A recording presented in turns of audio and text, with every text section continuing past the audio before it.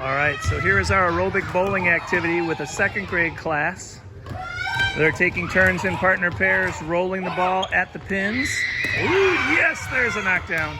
If they're successful, they bring the pin and the ball back with them, give their ball to their partner, and they go put the pin down here at this end in their home base hoop.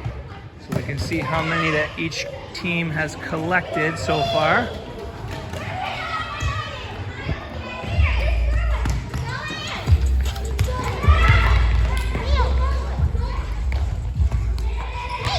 Good. Good. As soon as they knock a pin over, they want to grab their ball and bring it back. Now, if they do knock down more than one pin, like that was the 2 pins at once, they should only keep one and set the other pin up. Let's see if they do that. Looks like he's going to give it back to his partner. He's going to set one up, perfect, and keep one. Excellent.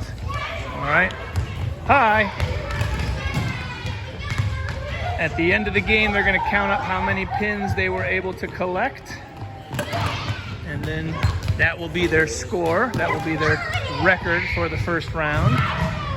Then I'll let students select where they want to set up all the pins after they count them. They'll set them all up down here on this side, and we'll play again in an attempt to try and beat the score that we got in round number 1. So this is aerobic bowling with the second grade class, working on that underhand roll skill. They get a lot of attempts at some individual pins and see if they can be successful. Ooh, there's a couple pins knocked out.